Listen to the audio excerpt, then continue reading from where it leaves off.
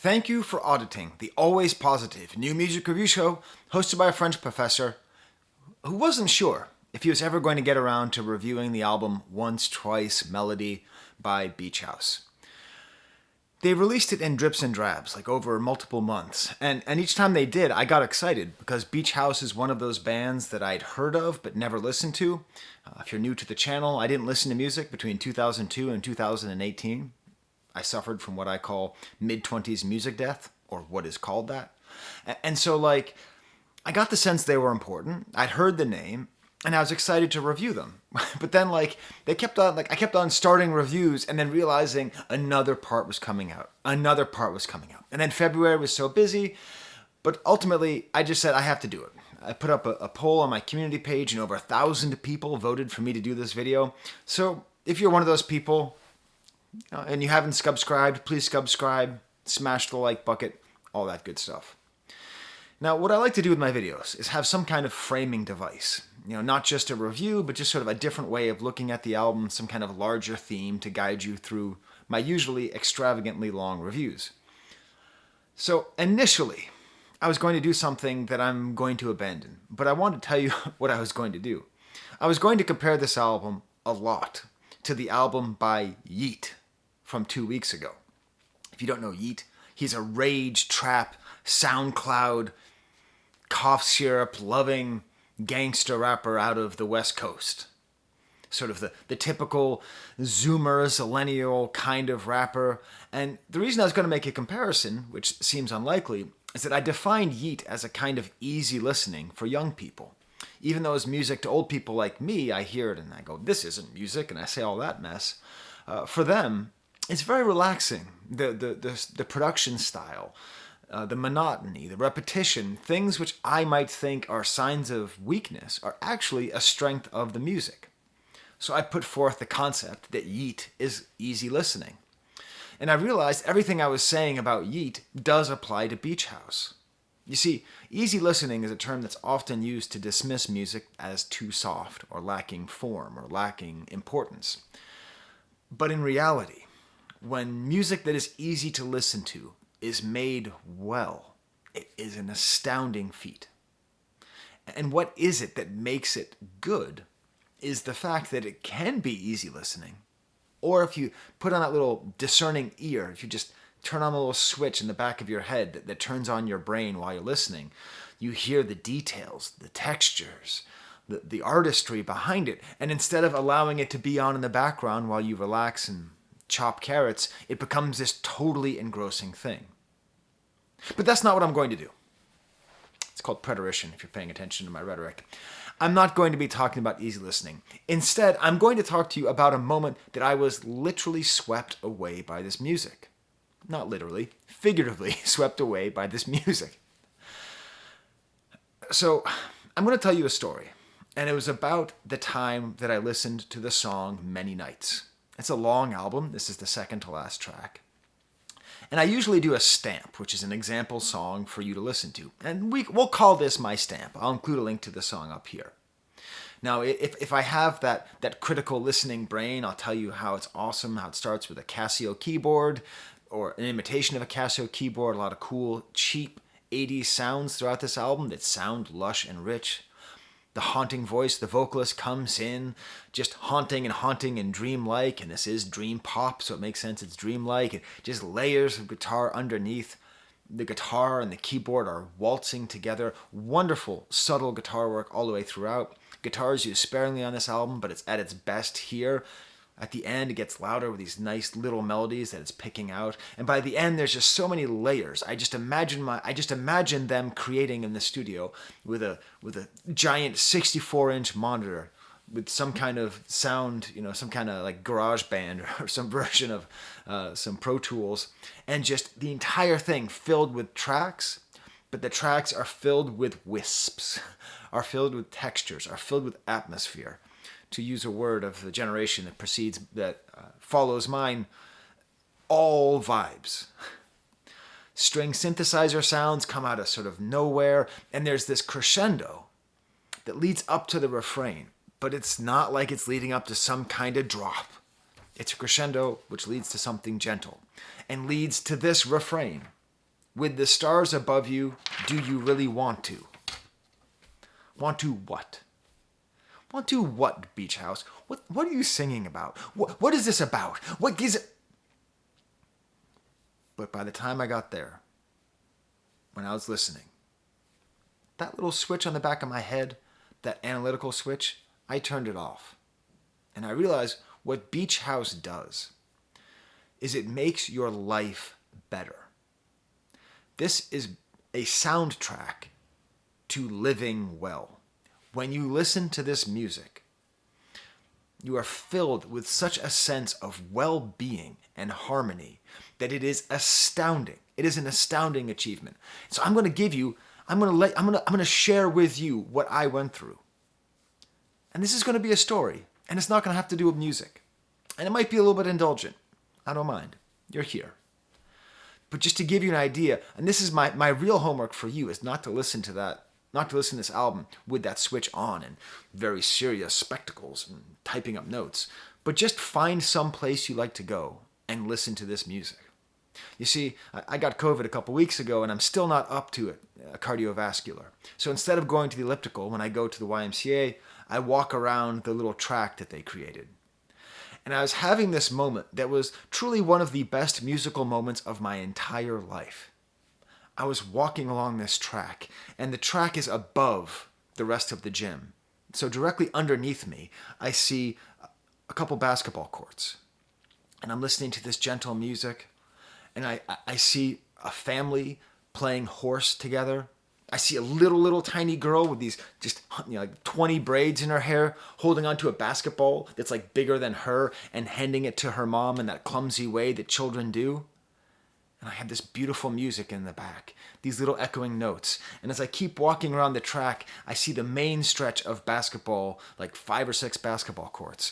And I notice there's this one court where there's these like 5 or 6, no, there's like 10, 15 to 25-year-olds, all races, all there, playing together, the great equalizer of basketball. And there's one dude in his 50s with glasses, and he's playing along, and he's wearing a Kawhi Leonard jersey. And the joke I had is that I just sort of assumed his name was Leonard because he's a 50-year-old guy playing basketball with these young kids. No shame. And I'm sitting there and I'm just walking along, and I had this music, and I'm like, you go, Leonard.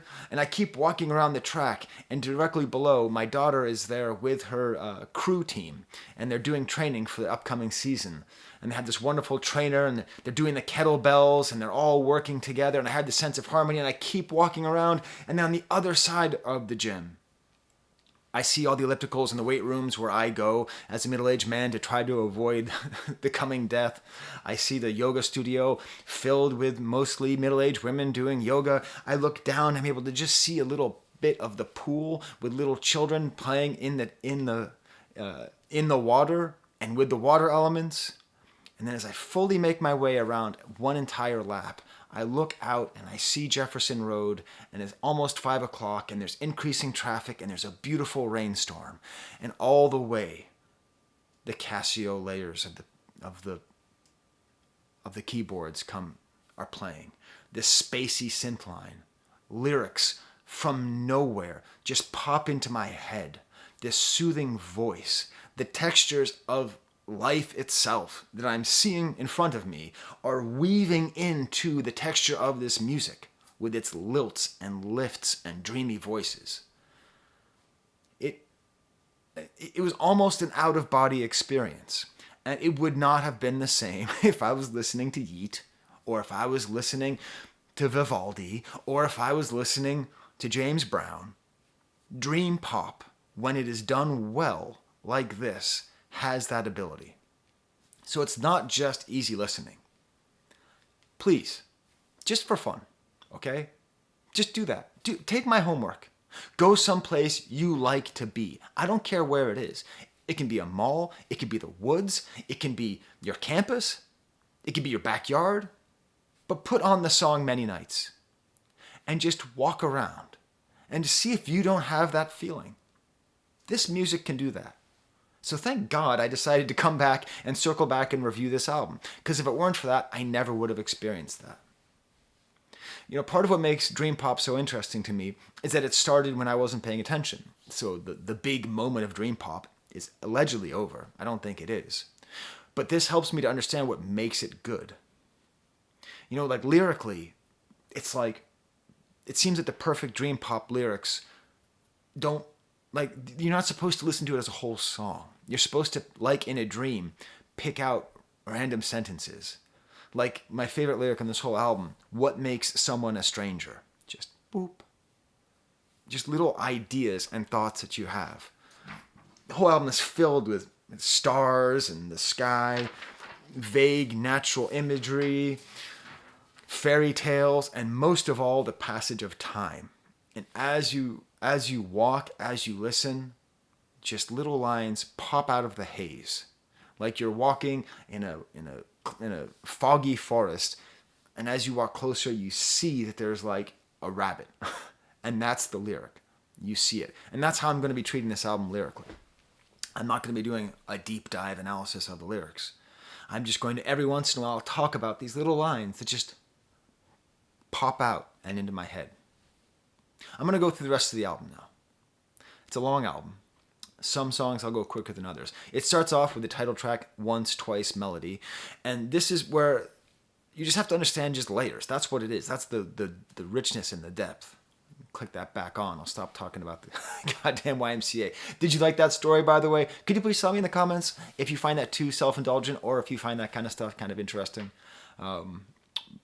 I wouldn't have done this review if I couldn't have had an interesting angle, and I think that's an interesting angle. So it's the layers. There's like a certain hookiness and a catchiness that comes through, even though it's so dreamy.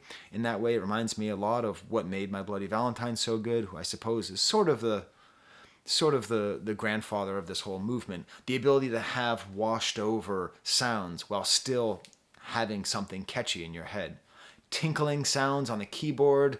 At times, it seems like there's a setting on a lot of old, like, children's keyboards or toy keyboards that are automated. Like, you just press one note and it plays a whole chord. It sounds like that.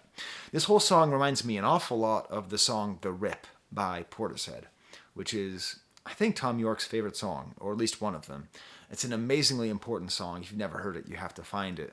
But the way the guitar sounds here, this sort of ominous, gauzy feeling to it all, of course, the dreamy female voice and the strings and the layers. And what I like about this is, in here in the lyrics, the things I was able to pick up is, I often see this described as surrealism. And when we talk about surrealism, obviously you think about Salvador Dali and Melting Clocks. But you might also think of, like, the films of Louis Buñuel. Un Chien Andalou is the best example of a surrealist film.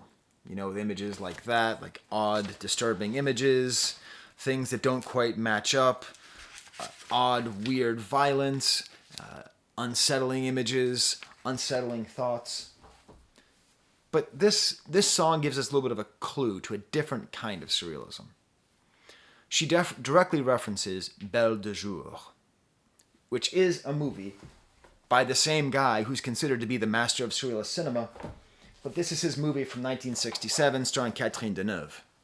Here's an image from that movie. You see, I don't have to edit. I just have books. I could cut away and show you a clip, or I could show you this book. This is more of how they are surrealist. This movie, which is about sexuality and domesticity and feminism and eroticism and the unconscious, an amazing movie. The whole time you're watching this movie, you don't quite feel like you're on planet Earth. You're watching something and you're sort of titillated and you're sort of intellectually engaged, but you're also sort of disassociated, the same way she is in this moment as she's being, ravished while being a housewife who turns herself into something of a prostitute. It's very complicated. You should see it if you've never seen it. This is how the album kind of feels, though. It's that kind of surrealism. Not the surrealism of there's a thousand pink telephones and they're all ringing the national anthem of a country that doesn't exist. It's not that kind of...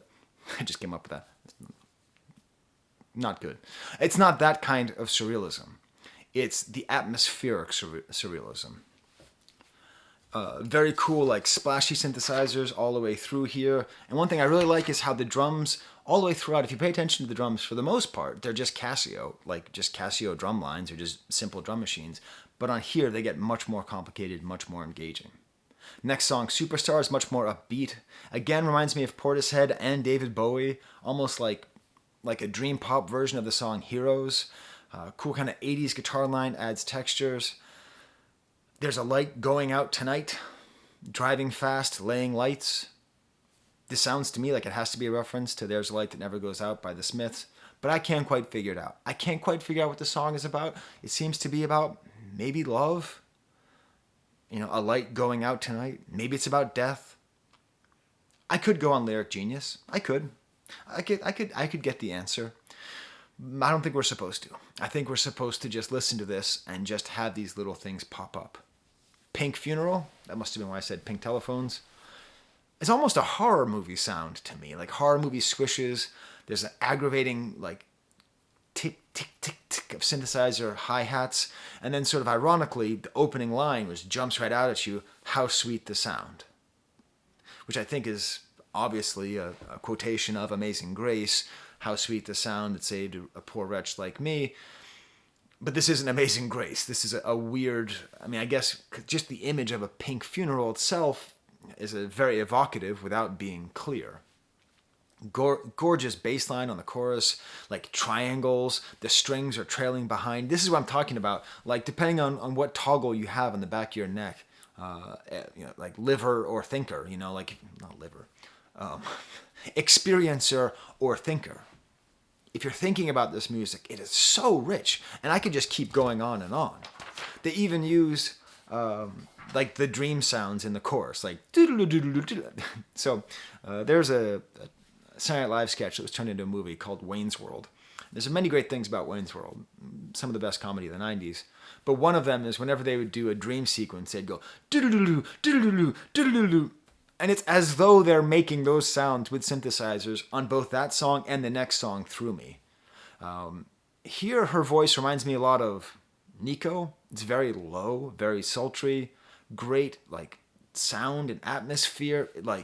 It goes away and comes back. Like the music goes away and it comes back. That's the only way to describe the way the song is structured. Runaway is the next song. How many synthesizers are layered in this song? That's a real question. I heard 3, but if you told me there was like 7, I would believe you. Then her voice is slightly affected by a vocoder, shuffling sounds and singing about My Little Runaway. Gorgeous guitar with flange effects, almost an anthemic chorus trailing off into the distance.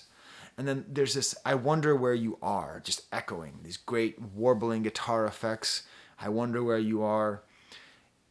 It's funny because it's sort of in a lot of these songs appear to be in conversation with songs that sound nothing like them. So the Light That Never Goes Out and Amazing Grace, and then this in some ways sounds like it's in reference to My Little Runaway, which it doesn't sound like at all. I bet you thought I was going to say Kanye. No, I mean, I wonder. EYE. I'll keep going. Patreons, I'll record myself singing Runaway for 10 minutes. ESP is the next song. This sort of, every once in a while I hear music and it makes me think of graduation. Maybe it's just because I'm a professor and I have to listen to the same 5 graduation songs, 2 graduation songs, the Pomp and Circumstance and Time of Your Life by Green Day. But there's a certain amount of resolution that can come about a song that makes me think of graduation. This kind of has that, except it has these drums that are just, okay, we're back on analyzer mode. They're so well produced. They sound like they are underwater in a different room on a different planet. I don't know how they produced the drums on this.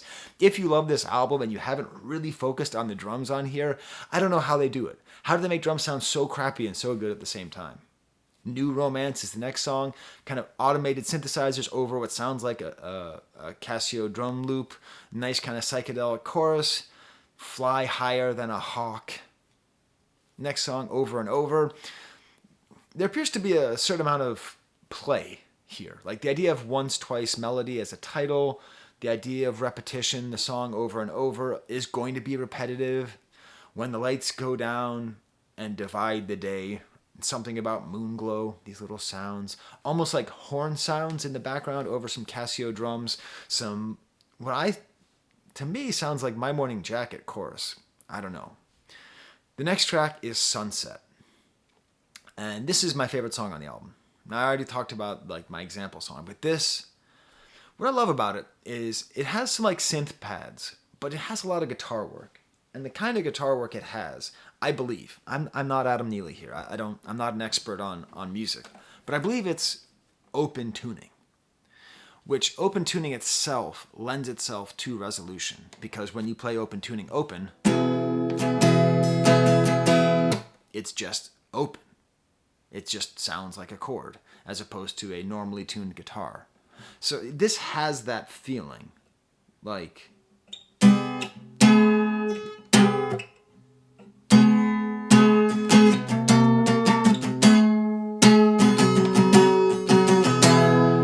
that. I'm a little bit out of tune, speaking of tuning, but that basic idea, that kind of resolution,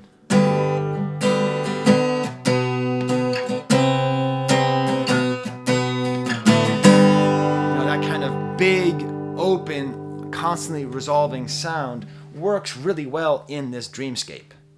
I probably shouldn't have done it with a capo. I bought a capo like 2 months ago, and now I overuse the thing. If you're a guitarist, you know what I'm talking about. Leave it in the comments. Just such a simple guitar line and keyboard and the way they go together, but then there's this echo and there's this kind of like fairy tale lyrics, like just one key does everything, I think is the line. And just this melody goes and just echoes after itself. And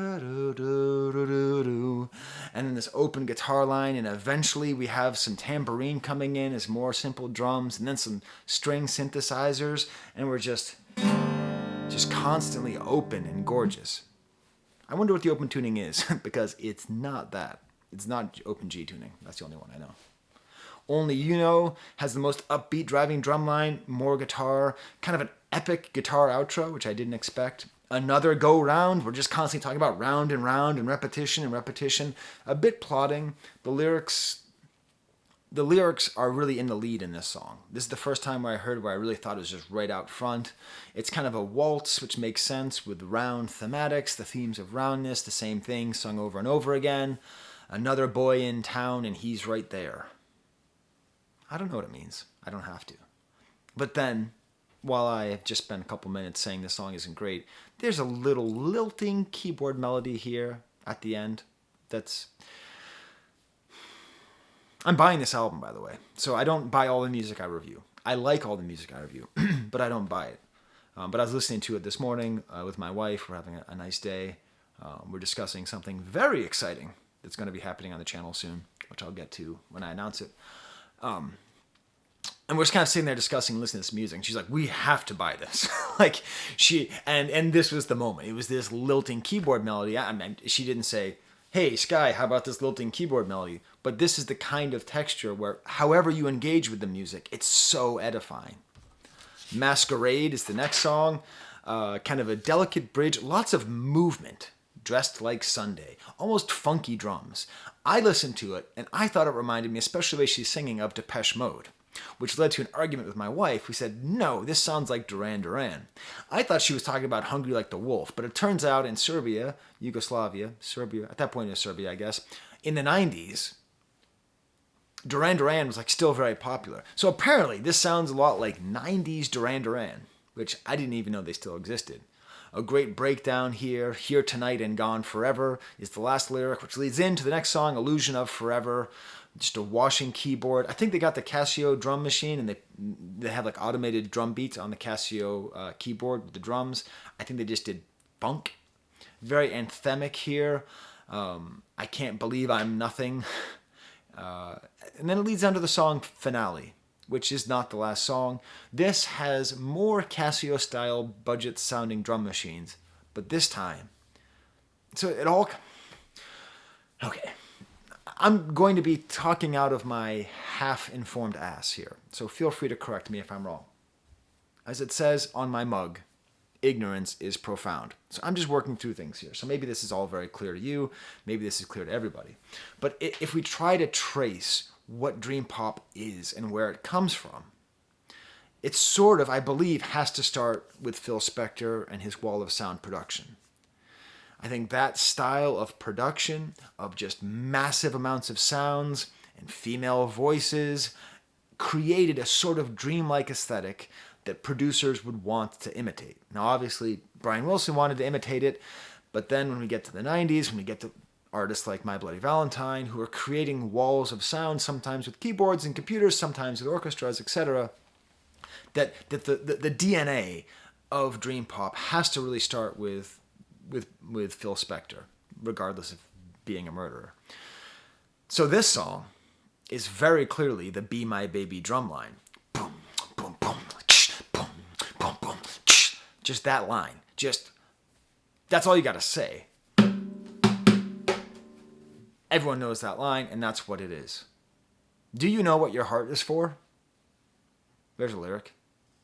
Eventually, the drums get more interesting and more involved. And if I had more time, if I wasn't planning something super awesome that I'm teasing you with now, I would spend more time describing what the drums do, but they do something cool. That's why you watch this. That's why I've been watching for 26 minutes, to see that level of insight. The drums do something cool. Yeah, I gave you an analysis of Buñuel, so you're getting what you paid for with your French professor here. The bells, the voice here reminds me a lot of Mama Cass. I don't really know. This song's funny. It's almost kind of cheesy. It's almost kind of like ABBA. It's almost sort of like the song Hallelujah. And then out of nowhere, a slide guitar comes in, and then the slide guitar is going to sort of dominate the end of the album. This last chapter, because we're in the fourth part of the album. The next song, Hurts to Love, are my favorite lyrics on the album. If it hurts to love, better do it anyway. Like this video if you think that's a great lyric. If it hurts to love, better do it anyway. That's true. That's a great way to say it. That's a great plea to have resilience in the face of heartbreak. I love it. More Casio drums and nice piano in the lead. Just a beautiful song. Next song is Many Nights, which I talked about with the going around the track and watching everything in the rain and the baby with the basketball and Leonard playing with a bunch of teenagers, all that. The album ends with Modern Love, which is is this the best song on the album? The thing is, I could take any song on this album and make an argument for why it's the best song on the album, which is, whenever you say that, that's when you got to buy the album. I might even get the deluxe version. Thanks to Patreon, I have a lot of money to buy music, so I might buy the deluxe version. I don't know. Slight discordance in here, but I can't quite pick out the lyrics. Something about a lust for life, and the end is a beginning to an ending. Obviously, they're going to talk about beginnings and endings. So much of this album seems to be about the album itself, about the process of making music, about time passing, about repetition. What I love here is the drums are doing... So when my brother taught me how to play drums, and I was like 13 years old, the first song I asked him to teach me how to play was Sweet Emotion, which is a really complicated drum beat. And I'm not talking about the fancy part. I mean the opening.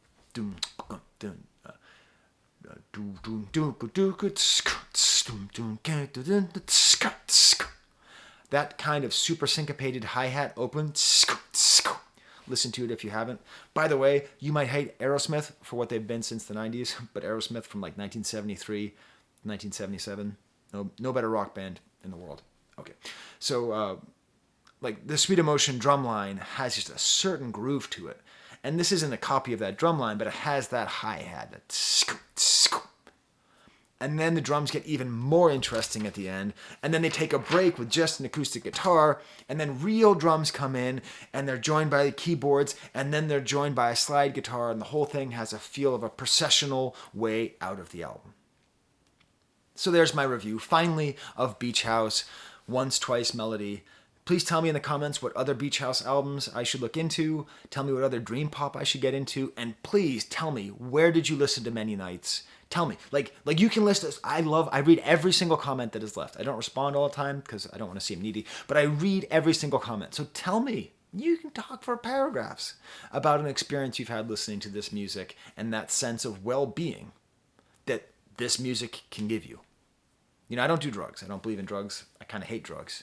But music like this, it made me feel that way. Like, everything is better. Okay. Until next time, there's the camera.